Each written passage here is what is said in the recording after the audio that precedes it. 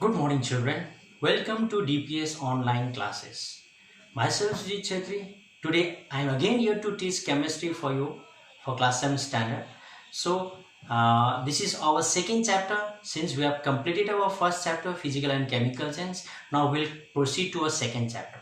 So, in this second chapter, we are going to do a water or precious resources. So, this also the types is a basic science. We call it rather. There's less thing about chemistry, but it's a basic science. So that's why in the chemistry we are going to do this chapter, water or precious resources. So like in our previous chapter, I also divided this chapter into 5 different lessons. So these water or precious resources are divided into 5 different lessons. Each lessons or each lecture will be of my one video. So in 5 different days you will be getting this lecture one by one. So in first lecture, what we are going to do today is our first lecture. So in today's first lecture, we are going to the introduction of this chapter. Okay, you can see over here, water or precious resources. First topic, what we are going to do today is introduction. So on the introduction, we have got 2 subtopic, essential for the existence of life. So water is essential for the existence of life. So on this topic, we will discuss little bit. And then second subtopic under introduction, physical properties of water. So what are the basic physical properties of water? Then second topic will be availability of water.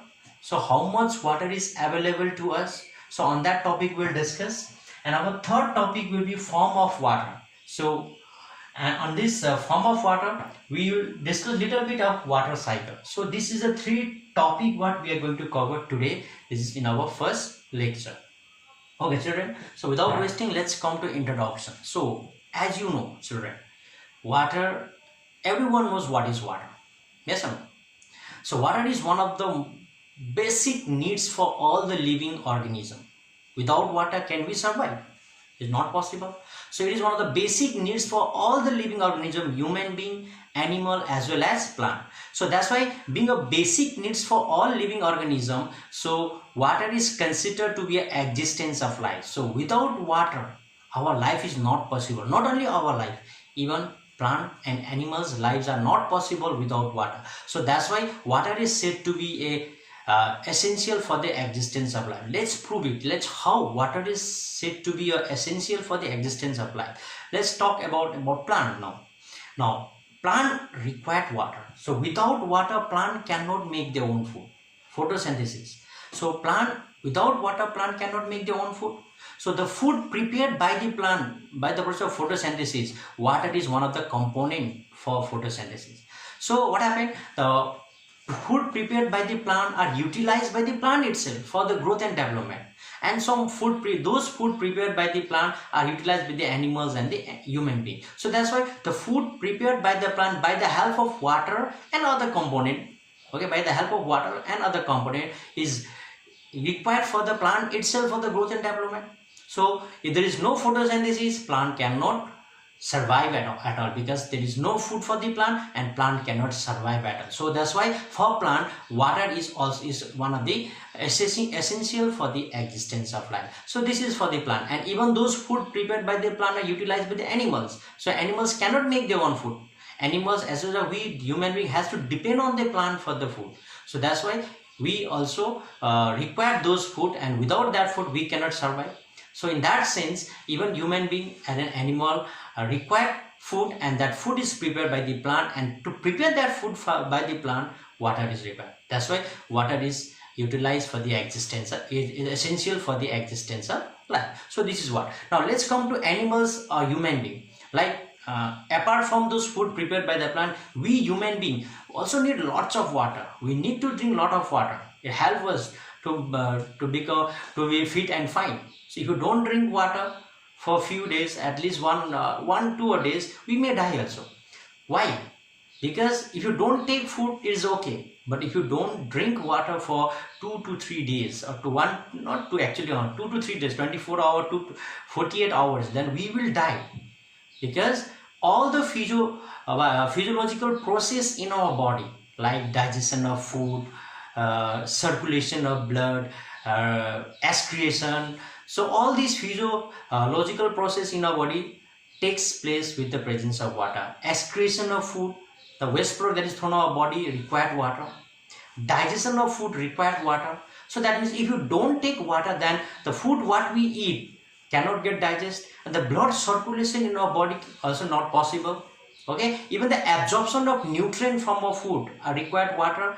Absorption and assimilation in biology will come to this more about this. So absorption, assimilation, circulation, so all these are process that take place inside our body that help us to live, survive. Okay, so this physiological process in our body are required water. So that's why for this, water is considered to be essential for the existence of life for the human being.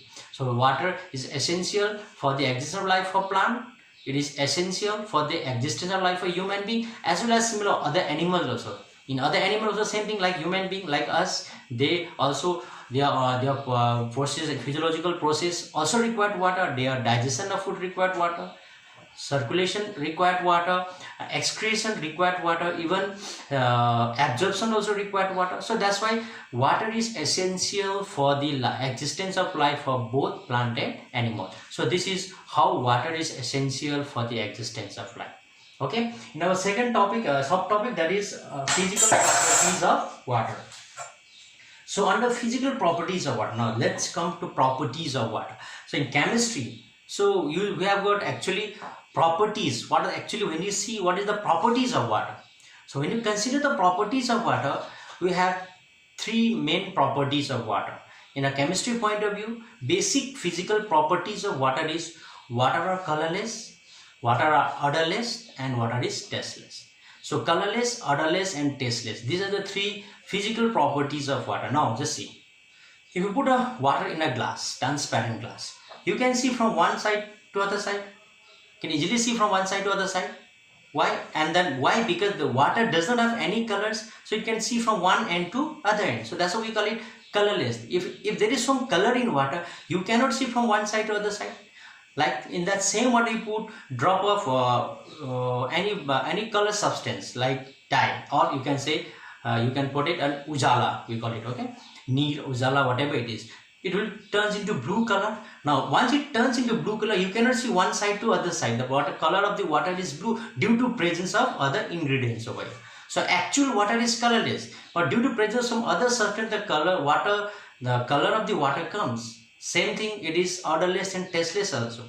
Actually pure water is tasteless, but sometimes when you drink water, we get some taste. Actually what is actually that taste is? The taste that we get when you drink water is nothing else, it is dissolved minerals. So mineral dissolved in water gives some taste to water. Okay, so but the pure water is tasteless also. Now if you see that, go to seas. Okay, see water from seas and oceans. If you taste that water, is salty. Why? Because the salt present in that water makes the water salty, and that is not a pure water. That is salt dissolved in water. Now that water we drink also, like underground water we drink also, has got some taste, because the minerals, useful minerals that present under the ground are dissolved with water. So those minerals are useful for us actually. So dissolved in water, that's how we get some taste. But again, I'll say it is a pure form of water, it should be tasteless. And even the odorless, there is no smell. Odor means smell. So pure water is smellless. You don't have any smell in that water also. But in all these, okay, in water, if any of the ingredients are dissolved in water, if any impurities or any other ingredients dissolved in water, changes its physical properties. It will be, you will get some color, you will get some taste, and we will get some odor also. So but pure water is colorless, odorless, and tasteless. But the color, odor, and taste of water changes if you put some impurities over it. Okay, so that's why introduction says pure physical properties of water says that water is colorless, pure water is colorless, odorless, and tasteless. So this is what we have in introduction